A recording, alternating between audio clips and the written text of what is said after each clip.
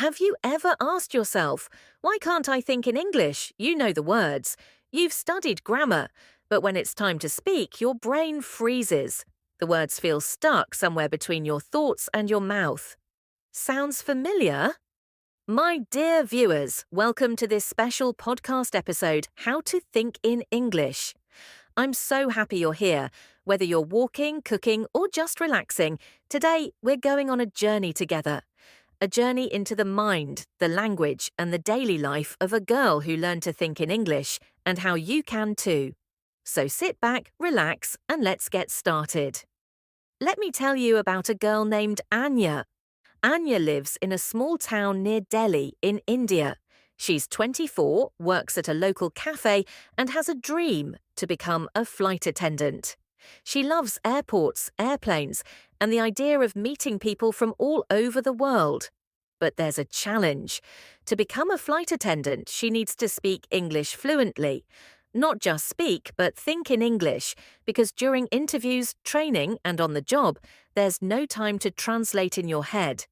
Every time she tries to speak, she first thinks in Hindi, translates it to English, and then speaks. By then, the conversation has already moved on. One evening, after another long day at work, Anya looks up at the night sky and says quietly, "I want to stop translating. I want to think in English." Her hands still smell like coffee beans. Her apron has a little chocolate stain from the morning shift. But in that quiet moment, with stars above and dreams in her heart, something changes. That moment was small but powerful. It was the beginning of her transformation. The next morning, Anya takes the first step. She picks up sticky notes and labels everything in her room in English: mirror, window, light, fan, bed, pillow. She smiles as she sticks a yellow note on her mirror and says, "You and we're going to speak English today." She speaks to herself in simple sentences. "Good morning, Anya. The sun is shining. I am brushing my teeth." At first, it feels strange, funny even. She laughs at herself in the mirror, but she keeps going. She decides to think in English for 5 minutes every morning.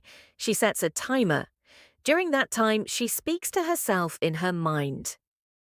Today is Monday. I will wear the red shirt. I am going to work now. No notebooks, no Google Translate, just her own brain. These 5 minutes slowly become 10, then 15. Little by little, the English voice inside her grows louder. One day, she watches an English YouTube video. The speaker talks slowly and clearly. She tries something new, shadowing. She listens to one sentence, then repeats it aloud, right after the speaker. My name is Sarah. My name is Sarah. I work in New York. I work in New York. She doesn't just say the words. She copies the tone, emotion, and speed. She pretends she is in New York, walking down the street in her imagination, greeting people with confidence. She starts shadowing English news, movie clips, motivational speeches, even her cafe menu in English. Now, English is not just a subject, it's a part of her routine. Her mouth gets faster, her ears get sharper. Her thoughts start forming in English first. Anya wants to practice in real situations.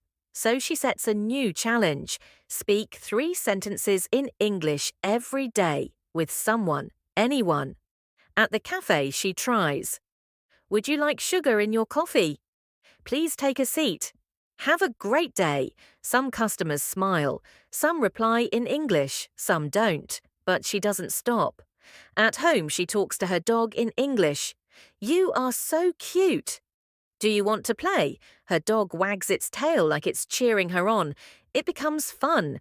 Even in her dreams, sometimes, she speaks English now. One afternoon, a tourist walks into the cafe. He asks, "Can you recommend a nice place to eat nearby?" Anya freezes. Her mind goes blank.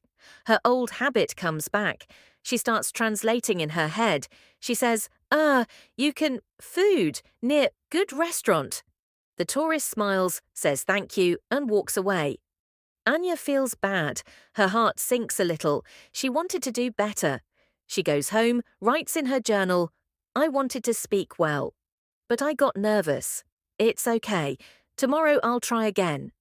She replays the moment in her mind. She practices what she wanted to say. Yes, there's a great restaurant 2 blocks away. You can try Spice Villa. It's very popular. She shadows these lines again and again.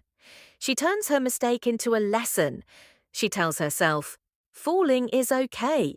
Getting back up is power. Anya keeps going. She listens to English while cooking. She writes short stories in English. She joins a free online speaking club. She speaks slower but clearer. She thinks in English more naturally now. Finally, after 6 months of practice, she gets a call. Interview for a flight attendant job. She prepares. She practices questions and answers in front of the mirror. Tell me about yourself. Why do you want this job? How do you handle stress? She looks herself in the eyes and says, Anya, you've got this. Just speak from your heart. And the day arrives. At the interview, the manager smiles and says, So, Anya, tell me about yourself. And Anya answers, Hello, my name is Anya. I enjoy learning about people and cultures. I believe every person has a story, and I want to be someone who listens, helps, and connects. That's why I want to be a flight attendant. She doesn't pause. She doesn't translate. She just speaks. She gets the job. So, my dear friends, what did we learn from Anya's story? You don't need to live in an English-speaking country to think in English. You just need to make English a part of your day. Label your things. Talk to yourself. Think in English. Use shadowing. Don't be afraid of small mistakes. Start small, stay consistent, and you will improve. You are not alone in this journey. If Anya can do it, so can you. Thank you so much for joining me today. If this podcast helped you, please share it with your friends. And remember, think in English, live in English, and soon you'll speak in English too. Until next time, take care and keep learning.